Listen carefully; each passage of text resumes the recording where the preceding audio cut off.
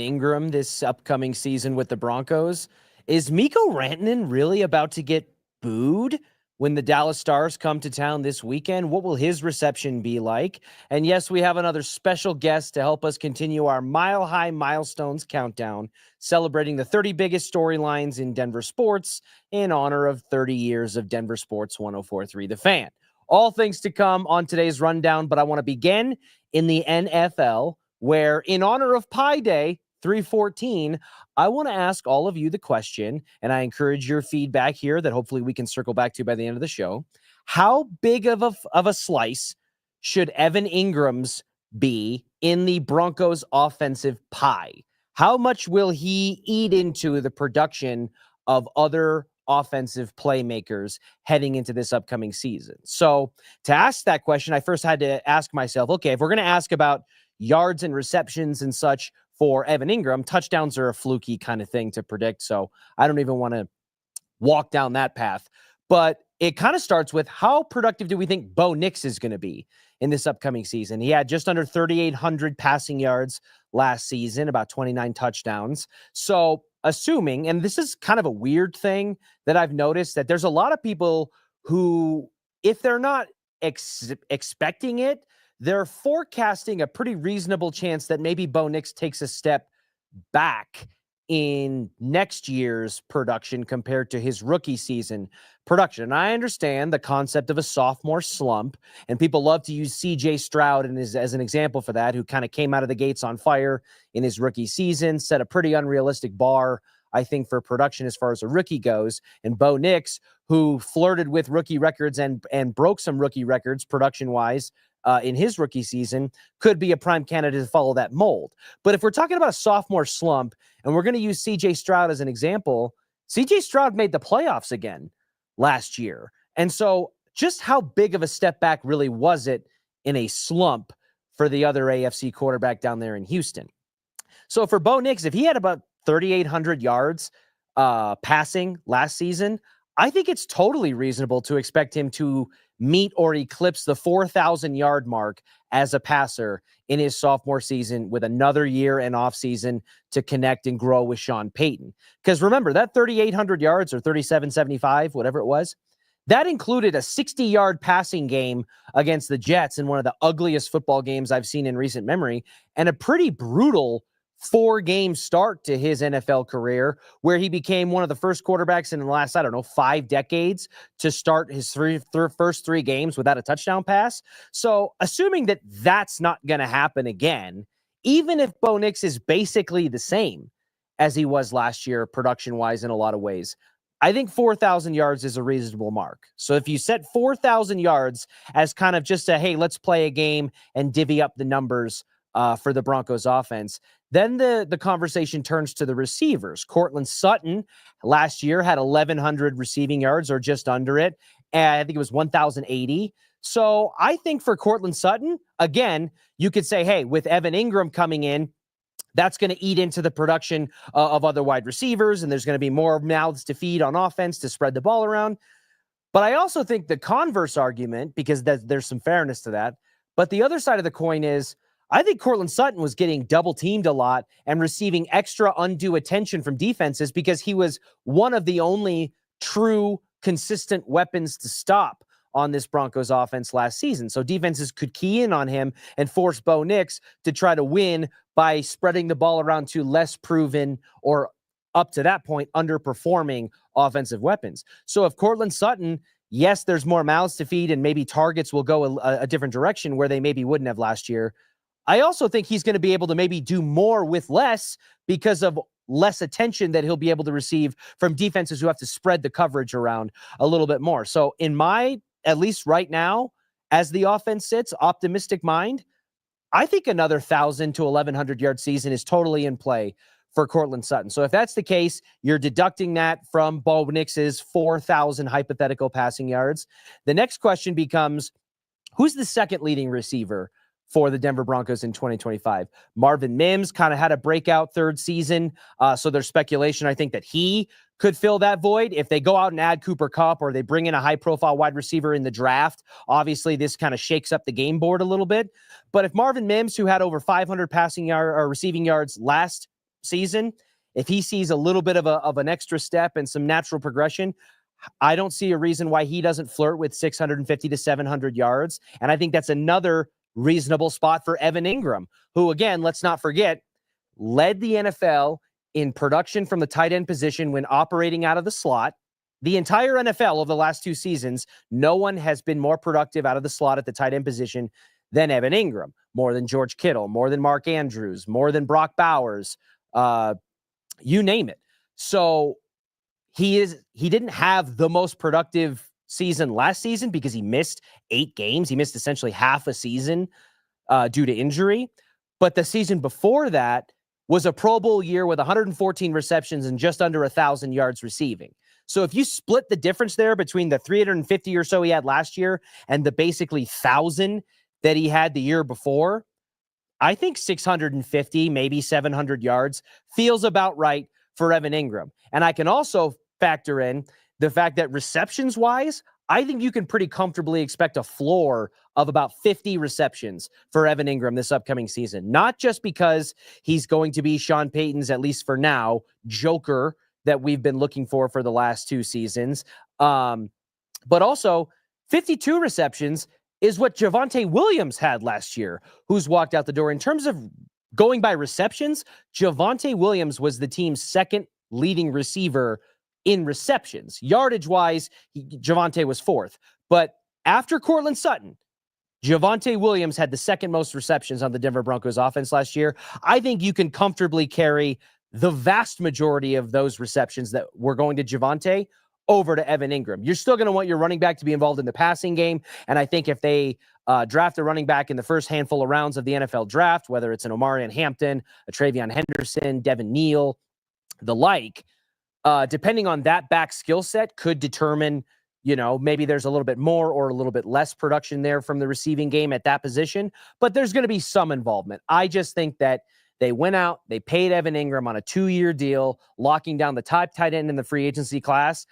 I expect them to use him pretty heavily. And then beyond that, you've got your Troy Franklins, you've got your little Jordan Humphreys, you've got your Devon Vele's. And Devon Vele, as much as we were screaming, for more Vele with the plays he was making in limited opportunities last season, the former 7th-round draft pick as a rookie, I think if there's one player that Evan Ingram's production and his presence eats into more than the rest, it's probably Devon Vele and maybe like the little Jordan Humphreys and the Troy Franklins of the like. But I put Devon Vele at the head of that trio. And so I think that he sees maybe the least jump in production with Evan Ingram's presence kind of coming into the fold there. And then, Troy Franklin, he had, 250, 275 receiving yards last season. I think he'll improve from that. And I think maybe another offseason with Bo Nix and in the offense as a whole coming together, I think that you'll see a little bit of a bump there, but not as much. So all in all, I expect Evan Ingram's slice of the Broncos offensive pie to be pretty decent. I don't know that it'll be more than Marvin Mims or, receiver X, whether it's Cooper Kupp or another highly drafted receiver that they'd bring in if they decide to do that. I don't know if it'll eclipse that in year 1, but what I do know is that Sean Payton wants to use this guy. Evan Engram operates well, better than any tight end in the last 2 seasons out of the slot, and Sean Payton likes to run his tight end routes from that position.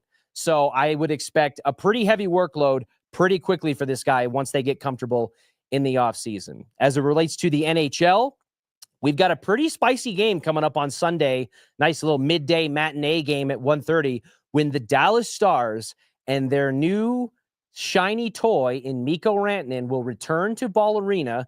For the first time, we will see Mikko Rantanen playing against the Avalanche in a Dallas Stars uniform. And it has me wondering, what's that reception going to be like? Mikko Rantanen was a key figure, a key cog in the wheel that helped the Avalanche win a Stanley Cup a handful of years ago. His jersey will almost certainly hang from the rafters of Ball Arena when he decides to hang it up. But I got to say, the way that this has all unfolded with the Mikko Rantanen saga and the hand-wringing over finances and the ambiguity about who's offering what and where's the disparity, how much money is it, state income taxes here versus state income taxes there. He goes to Carolina, doesn't look great, then kind of as it's leaked out here over the last handful of weeks, it feels like there's speculation based on comments from the coach and the organization there in Carolina that Mikko was never interested in signing with them and told them that up front and wouldn't negotiate with the Los Angeles Kings, who are also a playoff contending team. And he finally ends up in Dallas.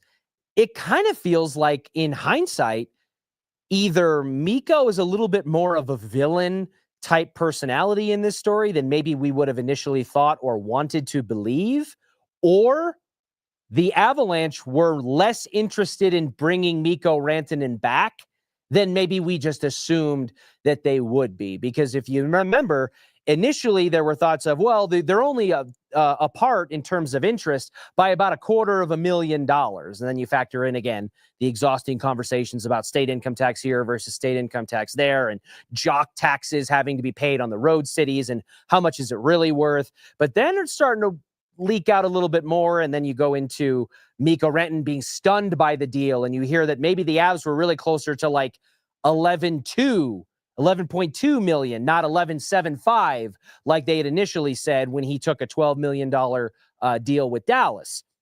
So I don't know. The truth is usually somewhere in the middle. If you've got a black and a white, the gray somewhere in there is usually where things lie. And I do think that this is a combination of Mikko overestimating his value, overplaying his hand, either by relying too much on his agent, who also represents Leon Draisaitl, who's getting $14 million a year, and overplayed his hand and his interest in the market.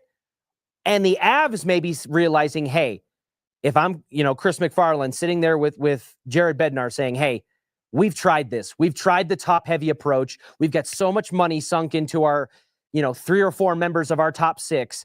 And the depth issues that it's causing, we are never going to be able to compensate for that and win another Stanley Cup within the window that we need to do it. So we've got to slice off a piece of this roster, and Mikko's the one that makes the most sense. And then even mentally in their own minds, maybe admitting we're ready to move on from the Mikko Rantanen experience. All of that to say, his reception this weekend, I'll be curious. I don't know that he's going to get outright booed, even if fans are a little bit more frustrated and kind of over the saga of all of it. And I think it's going to be interesting to see the players and their dynamic. But I don't know that he's going to get like overwhelmingly crying, emotional, we miss you, Mikko vibes either, if you know what I mean. So you might get some things that sound like boos too, by the way, because, you can hear the crowd chanting Moose like they do with Cooper Kupp, and we've seen with other athletes in the past because their name kind of sounds like that. So I'm tempted to be in the building. And if you've got a ticket, I encourage you to get out there and share it on social media. I might have to find my way in the building myself because I'm very curious as to how that's going to pan out. But until then, it is time for the latest edition of our Mile High Milestones Countdown presented by your local Ford dealers. We are just inches away from cracking the top 20 on this 30-1 countdown here, counting down the 30 biggest storylines in Colorado sports over the last 30 years in recognition of the 30th birthday, 30th anniversary of Denver Sports 104.3 The Fan being on the airwaves here in the metro area. So we've reached number 21, which is the enshrinement of the Duke, John Elway, into Canton. And to help us take this trip down memory lane, I can think of none better than a former teammate of his, number 69 on the field, but number 1 in your heart, the biggest bite of the Big Apple. You see him on Breakfast Ball every morning on Fox. You hear him with Mike Evans and Brandon Stokely in the mornings. You see him on your TV calling NFL games. He is Mark Schlereth, and he is here with us today. Stink, so good to have you, my man. How are you? It's great. I'm doing great, Richie. It's great to be with you as well. And it's always great to reminisce about some of the things that have gone on here in the last 30 years, especially when it becomes a Broncos topic. It's always fun for me. Yeah, absolutely. And, Mark, with this one, I feel like this is significant in a lot of ways. One, because John Elway, after coming to Denver, almost single-handedly for the better part of the early part of his career, put the Denver Broncos on his back and carried them to such a degree that we hadn't really seen a Colorado sports athlete do quite like that up to that point. He obviously gets the help that he needs in the likes of Terrell Davis and you and Gary Zimmerman and other guys who kind of helped him finally reach the mountaintop and win a Super Bowl in 1997 and 1998. And he's enshrined in 2004. And to me, that kind of signified the moment where the Denver Broncos as a franchise were officially put on the map. Because prior to Elway's enshrinement, they had zero representation in the Hall of Fame. There was not a player in the Hall of Fame who spent the majority of their career with the Denver Broncos who had been enshrined prior to Elway in 2004. Why do you think that was the case?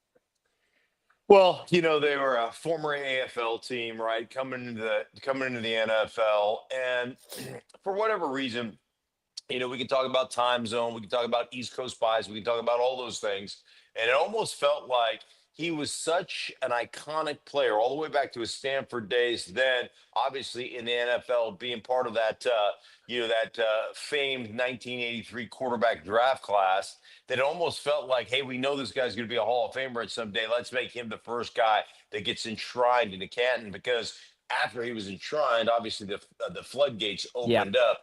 But I will tell you, just being a player in the National Football League and being a fan of the National Football League, growing up in Alaska and really following the league, in my generation, it's really funny. When I go out and call games now, most of the kids I sit down with and talk that are, NFL players, they have no idea that I played. Like they just don't have any clue, and it's not their fault. They don't have the historical knowledge that we have, because we followed the NFL through watching the games, right? Becoming NFL fans. A lot of the kids that love the NFL or fall in love with the NFL do it through video games. And so there's a different medium that you become kind of attached and addicted to the National Football League, as opposed to when I was a kid. In my generation, really, most of us really knew all the history of the National Football League. And so for me, having followed the league and then followed John when he got into the National Football League, and then being in the National Football League a few years after he came into the league, with the Washington Redskins, he was iconic coming out and iconic as a player, even early in his career, in that if you played like me in Washington, but you knew, you followed, you saw it, and it was one of those things that everybody kind of understood how great this guy was. So it was interesting when I ended up having the opportunity to come to Denver and play from Washington. He was one of the guys that I really like. I want to know what he's like. I want to know what he does. I want to know kind of how he interacts with his team. And so I always kind of just sat back as a fly on the wall, because there was part of it that was like, there's part of you that says, yeah, he's my teammate. But there's part of me that says, man, I wonder if he'd give me an autograph, that type of thing, So it was really cool to kind of just be that guy that comes in and stays low key and just kind of watches, from the corner a little bit to see what kind of guy it was. And he certainly didn't disappoint as a player and just as a human. You're totally 100% correct about the floodgates opening, by the way, because after John Elway's enshrinement in 2004, you see Steve Atwater and Terrell Davis and Gary Zimmerman. And, you've had later inductees like Randy Gradishar and the like. So, Mark, when you look back on it and you fast forward to today, where Colorado's not a flyover state anymore. Denver's not a flyover city. We are currently home to the reigning MVP in the NBA, who's won 3 out of the last 4 and may win another one this year. We have the home of the reigning Hart Trophy winner in the NHL, who is right now, according to NHL.com, the favorite to win a second straight in Nathan McKinnon. And the most recent Heisman Trophy winner in college football played for the University of Colorado. So when you look back at the floodgates that opened in the immediate impact in terms of Hall of Fame teammates that came in after John Elway, and the way that things have progressed since, with John Elway taking a leadership role with the Denver Broncos as a general manager, executive vice president, what have you, and helping them accomplish another Super Bowl victory, another Super Bowl appearance, and all of that. Is there a singular, more important and impactful figure in the history of sports in this state than John Elway? No, I mean, John Elway put this state on the map. Like you mentioned, he made it not a flyover city. And of course, they had the success of the 77 Orange Crush team, and that team was great. There's no question about it. And that was kind of this like tornado that ripped through here and ripped through the National Football League. But then it kind of dissipated a little bit, and then John Elway kind of kindled those flames back with Mr. Bolin as well. Bringing John into town, and so I just think that he's probably the most impactful athlete that has ever played in Denver, Colorado. And the other thing is the world, kind of quote unquote shrinks because of all the social media and all the other things. Like Denver was on the map. We all knew about Denver because of John Elway. We all knew about the Broncos because of John Elway. So, yeah, I think he's probably, not even probably, he is the most iconic sports figure in the history of the state of Colorado. When it comes to the Hall of Fame induction process and the voting process and the like, there's always a pro football writer, a media personality, a contributor of some sorts who gets up in front of a voting panel and speaks on a player's behalf. And when it came to John Elway's induction, a very well-known name here in the market, a friend of ours, Woody Page, stood up in front of a panel of voters, and his speech set a record for the shortest Hall of Fame induction speech at that time, where he just simply said, "Gentlemen, John Elway." And that was a testament, I think, from Woody to the impact and the gravitas that John Elway carried. Mark, as a former teammate of John Elway's, what do you think his most lasting memory and legacy is as a Denver Bronco from your eyes? It'll never get better than Super Bowl 32 and the scramble at the end zone, from about the 12-yard line, scrambles to just over the 6, and gets hit by 3 Green Bay Packers and does that whirly-bird helicopter. And, and he gets that first down. And that's, to me, that's the most iconic memory. It's a 17-17 ball game, right? Long drive down the football field. Got to have it third down. Our passing game was not very prolific that day. John wasn't having the greatest of days. But that's the kind of play that, as a player on the field at that time, and if you're on the sideline at that time, you're watching him at 37 years old kind of give it up for the team and do whatever it takes to win. That will always be, for me, the most iconic play. And we have the drive, and we have a lot of things that John did, but that one just resonates with me, being that it was the first championship for the Denver Broncos. And also on that, to be such dramatic underdogs, to be so heavily, the Green Bay Packers being so heavily favored in that game, and it just kind of showed the grit and the toughness and all the things that we believed and that we knew of John Elway that maybe the rest of the nation got to see on that particular day. I love it. Mark, thank you so much for taking some time out of your busy day to chat with us. Can't wait to catch up with you again soon, man. Sounds good, Richie. Take care, buddy. You too. For the rest of you out there, I want to get to some of your comments, actually. I know we've got a lot of them rolling in, so I want to make sure I give an opportunity to respond to those on the way out here. Feel free to send them in. It can be about anything we talked about, from Evan Engram to the Mikko Rantanen reunion, things going on with the Nuggets. Feel free to fire away. What do we got? Contrary to what people say, I'm excited about the Evan Engram signing. Some say he's going downhill due to injuries. And is he coming off of a season where he was injured? Yes. But again, we're all excited about the signings of Talanoa Hufanga at safety and Dre Greenlaw at inside linebacker, right? Guys who are all pro or very high level players when healthy, but have dealt with injuries in San Francisco that have made us question whether or not they can continue that. But we also have to factor in that Sean Payton and his staff, who he brags about very often, just ask him, have taken the Denver Broncos over the last 2 seasons from one of the most oft-injured squads in the National Football League to one of the healthiest. And so I think if we're going to be excited about taking the gamble on guys like Talanoa Hufanga and Dre Greenlaw for those reasons, why would that not apply to Evan Engram, who has a much less of an injury history and is just a season and a half removed from having 114 receptions, basically 1,000 yards, and a handful of touchdowns with the Jacksonville Jaguars, who are pretty objectively a worse team right now than the Denver Broncos. So I understand where some people are at. And Roy, I know that's not what you're saying, which means I agree with you that at some point you can pick things and nitpick to death. But at some point, we've just got to worry about things as they come. It's the same people who say, we're just assuming Bo Nix is going to, take a step forward in 2026 or 2025 like he did in 2024.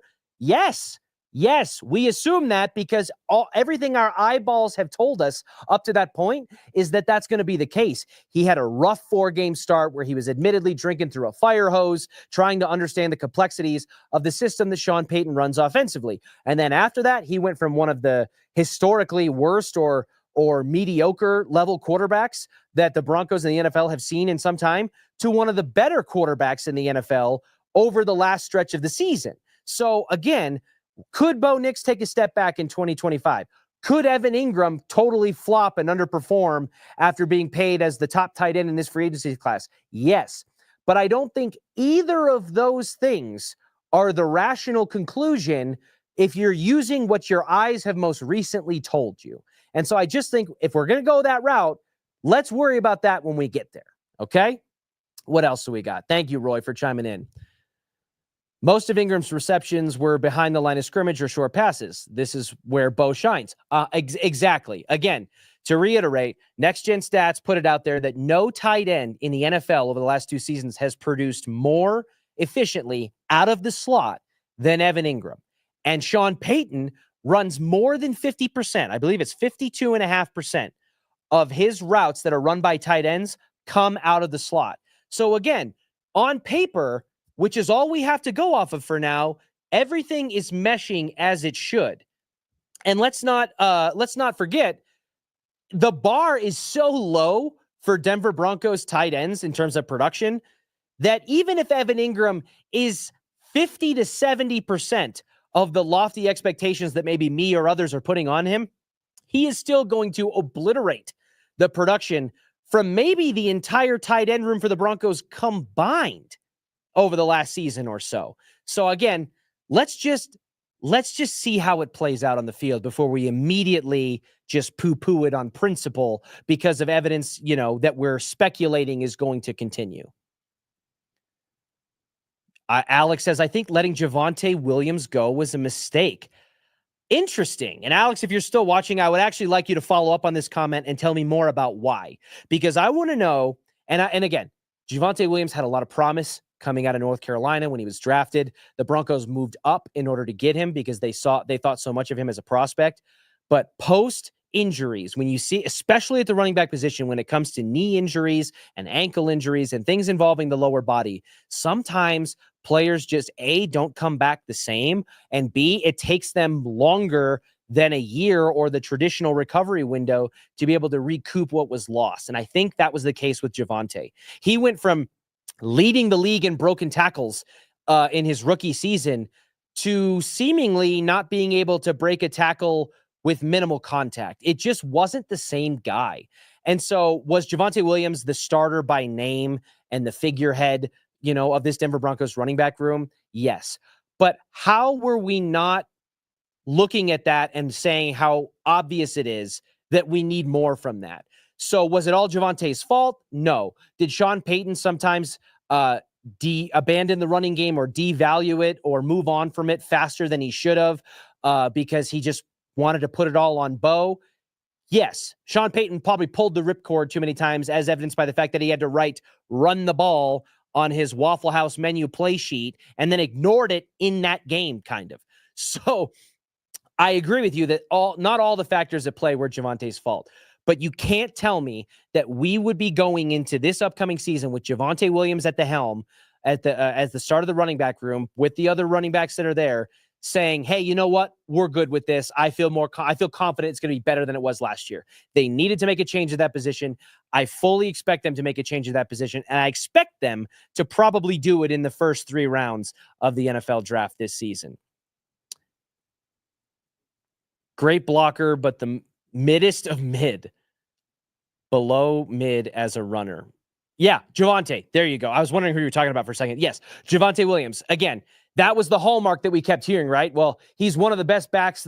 He's the best back we have at pass protection. He's one of the better backs in the league at pass protection. And he was the second leading receiver on the Broncos in terms of receptions behind Courtland Sutton. But again, those were the positives that we saw. And look how frustrated we were. You know what I'm saying? They need somebody that can force defenses to respect the running game at the line of scrimmage. They can't just not stack the box, pull the coverage back, and make the job that much harder for Bo Nix in order to progress for this Broncos offense in 2025. They can't do it. They can't. And so I think that we need to find a running back here in Denver, whether it's Omarion Hampton or Travion Henderson. It's probably not going to be Ashton Genty, barring some kind of crazy fall or crazy jump up the ladder by the Broncos in the draft order. So George Payton, one of his number one tasks in this draft, and you can argue maybe this is his number one, is to solve the hole at the running back position. And I think their aggressiveness in free agency, first on the defensive side of the ball, and then now most recently with the offensive side of things and Evan Engram, I think this is setting up perfectly for the Broncos to be able to have the most flexibility and the most options to be able to address that position without having to pigeonhole or force it at a specific spot or a certain round. And I think the defensive tackle position is in the exact same boat. And ironically, two of the deepest positions in the NFL draft this upcoming season, defensive tackle and running back. So I actually think this is setting up masterfully for the Denver Broncos. We'll see how it plays out in a little over a month from now. We got time for one more. So let's see from Hal. If they can keep Sutton, if they can keep Franklin, they can keep, and all the receivers and get rid of little Joe Humphreys, then they can get Cooper Kupp. The concept of Cooper Kupp, all right, Hal, appreciate the message there. The concept of Cooper Kupp is interesting because on one hand, they clearly have a need at the number 2 wide receiver position. There was a significant drop-off from Courtland Sutton's production to the rest of the room around him. Cooper Kupp, as of right now, I think is certainly one of the better, if not more intriguing names left out there on the market after the first and second waves of free agency that we've seen unfold over the last week. His market seems to be right around that $10 to $12 million per year range. And if there's a bidding war, as has been reported, that there's at least 3 or 4 teams, maybe or maybe not, including the Broncos. I love the war of words between national and local insiders and reporters who are arguing over whether or not Denver was involved in it. And it's like, okay, who's lying and who's not? But I think with Cooper Kupp, for me, I'm okay if they go for it and the money makes sense, but I'm not going to be crying foul if they don't go get it. Because I think that while I was not super high on it initially, I have warmed to the idea of retaining Courtland Sutton, paying him for another small extension, even if he's probably going to be overpaid on the back end of whatever extension you give him, 2 years, 3 years, what have you. Because his connection and chemistry with Bo Nix was apparent, just as Russell Wilson's chemistry and connection with Bo Nix was pretty apparent right away. And that's a testament, frankly, to Sutton, who has had a lot of revolving door at the quarterback position since being drafted here in 2018. And he's managed to produce meaningful seasons with a lot of different change about who's under center. So I don't want to, if the goal is to keep moving forward and Bo Nix's performance in his rookie season has microwaved or accelerated that timeline, I don't want to do too much to detract from that or potentially encourage a stumble or a step back. So while I'm okay if they don't go if they say, hey, we're not going to go out there and pay Cooper Kupp $14+ million a year with a heavy guarantee and he goes to some other team, okay. Bummer, yes. Life-threatening or world-shattering, no. So there's still a few days left. I expect a decision from Cooper Kupp to probably happen sooner than later because you're going to want teams are going to want to be structured and have a clear understanding of where they want to go well enough in advance of the draft that they can forecast things. And a guy like Cooper Kupp, even at the advanced age of 32, after being released by the Rams, is probably not going to be out there for that long. So again, another thing, we'll wait and see. Who knows? Maybe we'll get some exciting news over the weekend, just as the majority of the exciting news in free agency around the NFL came in the Saturday and Sunday before the official start of the legal tampering period. That's all the time we have for today. Thank you all so much for joining us on the way out. I want to make sure that I tell you to go to DenverSports.com/bracket and sign up for the Denver Sports 104 Through the Fan 5K bracket challenge. Tourney season is here. The madness is upon us. You're probably going to fill out a bracket anyways. It's probably going to get busted. But on the off chance that you're the one who's going to make the perfect bracket, or at least perfect enough to win, why don't you give yourself a chance at $5,000 in the process? Registration closes just before tip-offs of the first games next week, so you still got a little bit of time. DenverSports.com/bracket and sign up from there. Thank you all so much for joining me. I will catch you on Monday at the same time and the same place. I do what I love what I do. Second nature to put in the work.